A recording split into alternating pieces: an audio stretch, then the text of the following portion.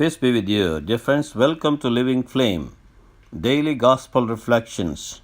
Today we celebrate Saints Timothy and Saint Titus, January the 26th.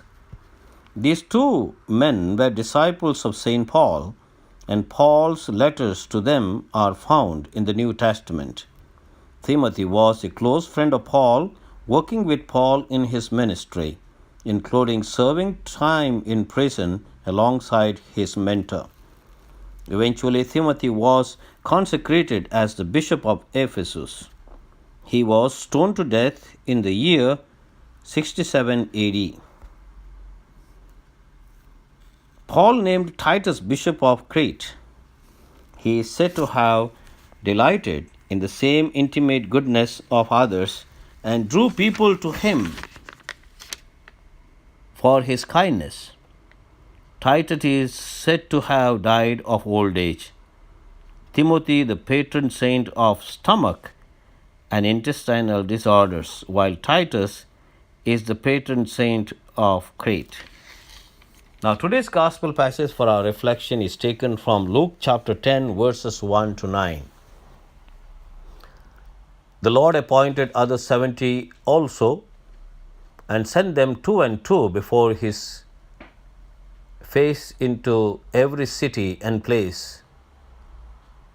After these things probably means after Jesus started on his journey to Jerusalem, as recorded in Luke chapter 9, verse 51. Jesus was a trainer of men. The Lord sent out 70 disciples who were to prepare the way for the ministry of Jesus. He gave these 70 men a burden for the souls of men. He told them that the harvest truly is great, but the laborers are few. He sent them out two by two to help meet this need. The work was for a limited time, and their office was temporary because Jesus was on his way to Jerusalem to die for the sins of the world. He sent them out in pairs on his dangerous mission. There are several reasons which have been suggested for this arrangement. The two together would provide support and encouragement for each other. That is why they were sent two each. The Old Testament law required that a matter be settled by the testimony of at least two witnesses. The 12 had a unique place in the early church, and they were certainly blessed to see the miracles and receive the personal teaching by Jesus. The 70, though, were sent out to preach on his behalf. That indicates that the 12 were not the only ones with the responsibility to proclaim the coming of God's kingdom in Jesus Christ. Well, Jesus says, "Go your ways. Behold, I send you forth as lambs among wolves.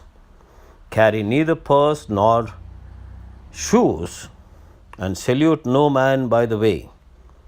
And into whatever house you enter, first stay and say, Peace be to this house. And if the Son of Peace be there, your peace shall rest upon it. If not, it shall return to you. And in the same house remain, eat and drink, and be satisfied with what they give. For the laborer deserves his wages." Now, my friends, when we look at this gospel passage, we find how Jesus' instruction was so concrete, so practical for these disciples to go and preach the good news.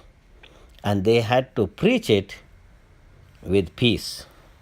So if there is peace, that peace will remain with them. If there is a peaceful man or woman or a family, if not, the peace will return back to them. So there is nothing else to lose. Their mission was tough and difficult, but they had to do that. Now, when we celebrate today the feast or the memory of Timothy and Titus, we are also invited to understand their spirit in the early church, how tough and difficult it was. Today we know that we are in these modern times with all modern mass media around us. To a certain extent, or to a larger extent, today preaching of the gospel has become easy, not like in older times. But then it has also become tough because of the theories that are prevalent in our societies. Even though in the early church, the time of Paul, Timothy, and Titus, the conveniences were lacking. Today, even though we have many conveniences and comforts around us, whenever we go to preach the gospel, we know there is a tough resistance to our word. What we require is to have peace within ourselves. And when we preach the word of God with that peace, certainly it will make a mark in the hearts of the people. That's what the message Jesus gave to his apostles on the day he resurrected. He said, "Peace be with you." And that should be our first greeting in preaching the word of God. A person of peace listens to you and to me, he will receive or she will receive that peace. If not, that peace will return to us. God bless you.